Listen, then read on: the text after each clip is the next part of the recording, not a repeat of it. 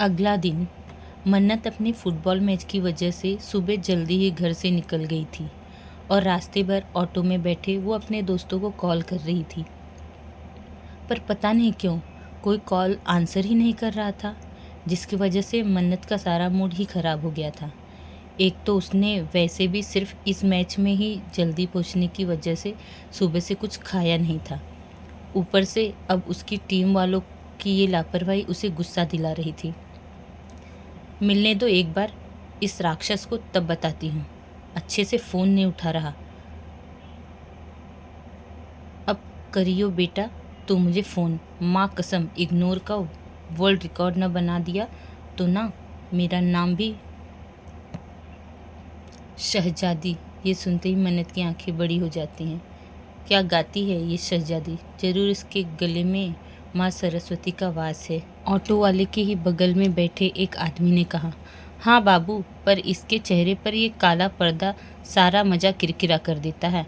आंखें तो इतनी सुंदर हैं कि बस डूब ही जाने का मन होता है। जिसकी आंखें इतनी नशीली हैं, सोचो उसका चेहरा कितना ही दिल जलाएगा। ऑटो वाले ने कहा। उनकी बात सुन मन्नत की नज़र उन पर तिरछी हो गई। बस बस, मेरा स्टॉप आ गया भैया, कहते हुए मन्नत ने भैया शब्द पर जोर लगाया और पैसे पकड़ाकर स्टेडियम के अंदर चली गई। कमाल की लड़की थी, पर ससुर भैया बोलकर दिल तोड़ गई। ऑटो वाले ने कहा, उस पर से आंखें हटाओ वरना तुम्हारी आंखें निकलते देरी नहीं लगेगी। अचानक ही एक कर्कश आवाज़ उसके कानों में गई। वहीं मन्नत अंदर स्टेडियम में गई, पर अंदर का नज़ारा बिल्कुल अनुपम खेर के सिर की तरह था, यानी कि खाली। ये देख मन्नत अपने सिर को थोड़ा खुजलाते हुए, मैं जल्दी आ गई क्या? बाकी सब लेट हो गए, लेकिन घर से तो टाइम पर ही निकली थी। मन्नत सोच में गुम थी कि तभी उसकी नज़र गेट के पास बैठे गार्ड पर गई, जो कि सोया हुआ था। ये देख मन्नत सिर हिलाते हुए, हो चुका हमारे देश का कल्याण, कहते हुए मन्नत उस गार्ड के पास पहुंचती है। भैया, ओ भैया। मन्नत ने उसे 2-3 बार आवाज़ लगाई, पर वो ढीठ उठा ही नहीं। अबे ओ शराबी, सुबह सुबह टिका ली है क्या? मन्नत ने इस बार गुस्से में कहा, तो वो आदमी झटके से उठा और उठते ही मन्नत के पैरों में लेट गया, जैसे उसने साक्षात देवी मैया के दर्शन कर लिए हो। मालकिन, मालकिन, कब से इंतज़ार था आपका। प्लीज़ प्लीज़ हमें नौकरी से ना निकालिएगा। नई नई शादी हुई है तो आजकल नींद कम ही हो पाती है, कहते हुए वह आदमी अभी भी मन्नत के पैरों में लौट रहा था। हाय मेरा घटिया दिमाग, ये तो गजेड़ी निकला। अरे भाई, क्या बकवास कर रहे हो? मैं खुद यहाँ पहली बार आई हूँ। कौन मालकिन? काहे की मालकिन? मन्नत ने उछलते हुए कहा, क्योंकि वो आदमी उसके पैरों के काफ़ी पास था।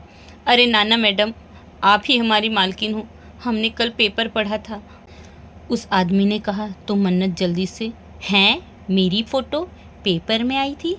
कौन से एंगल, लेफ़्ट या राइट? पिंपल तो ना आ गया कान के आगे वाला? अरे ना मैडम, पेपर मतलब प्रॉपर्टी के पेपर दिखाए थे पुराने साहब, और फ़ोटो भी दिखाए थे, और ये भी कहे थे कि आपकी प्रॉपर्टी के पेपर आपको ही दे दिए जाए। ये लीजिए आपके कागज़, बोलते हुए वो आदमी मन्नत को प्रॉपर्टी के पेपर्स दे देता है, जिन्हें देख मन्नत के होश उड़ जाते हैं, क्योंकि सच में ये 40-50 करोड़ का स्टेडियम अब लीगली उसके नाम हो चुका था।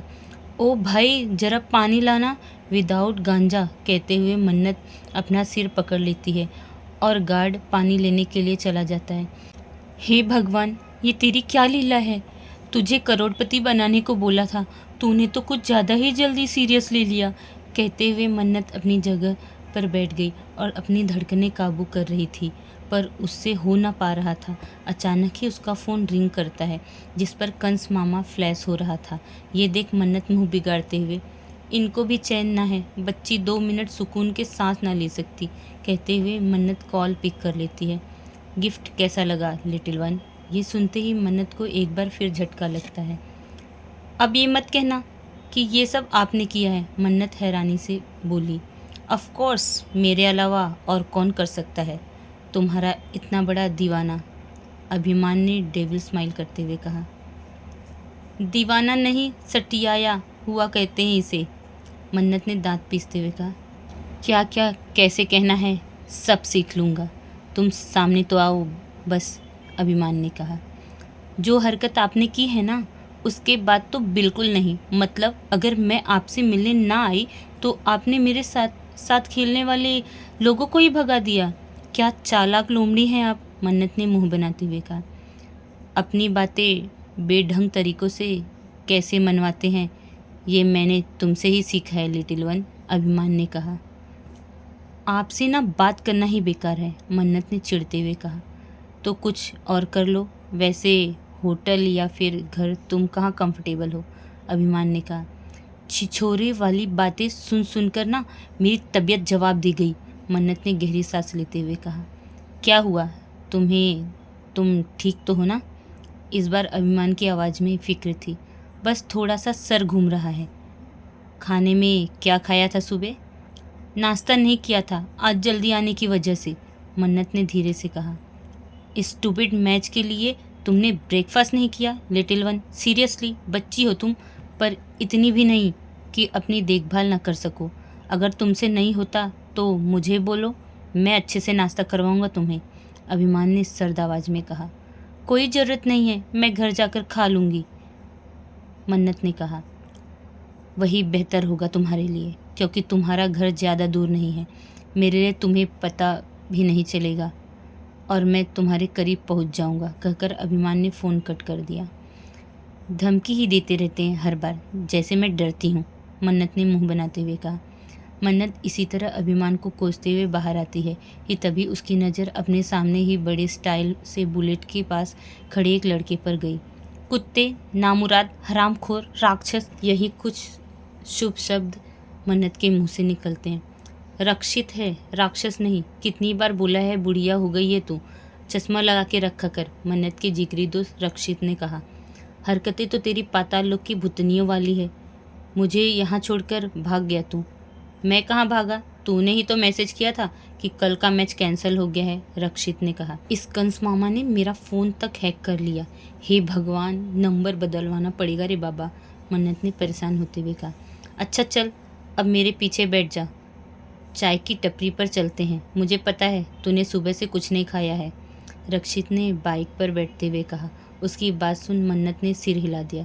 इतना कुछ जानता है मेरे बारे में, पर यह नहीं जानता कि मेरे लिए यह मैच कितना ज़रूरी था। एक मैसेज क्या आया और इस बेवकूफ़ ने उस बात को सच मान लिया। सोते हुए रक्षित के साथ बाइक पर बैठ जाती है और फिर वह दोनों वहाँ से निकल जाते हैं। पर उन्हें यह नहीं पता था कि किसी की नज़रें काफ़ी देर से उन दोनों की ही ओर देख रही थी, और वो नज़रें, जैसे कि आप सब समझ रहे थे, अभिमान की थी, जो इस वक्त गुस्से में तप रहा था। मुझसे मिलने के लिए समय नहीं है उसके पास, पर अनजान लड़कों के साथ घूमने के लिए काफ़ी टाइम है उसके पास। खैर, जो चीज़ मुझे मांगने से नहीं मिलती मैं उसे छीन लेता हूँ। अब तुम खुद आओगी मेरे पास, कहते हुए अभिमान डेविल स्माइल करता है और अपनी आंखों पर शेड्स चढ़ाते हुए अपनी गाड़ी से निकल जाता है। आज का चैप्टर कैसा लगा प्लीज़ कमेंट्स करके ज़रूर बताइएगा, और जो मेरे चैनल पे नए हैं प्लीज़ सब्सक्राइब कर दीजिएगा। और अब मैं डेली चैप्टर्स देने वाली हूँ, तो प्लीज़ लाइक कीजिए, शेयर कीजिए और सब्सक्राइब करना मत भूलिएगा। Thank you very much, bye bye.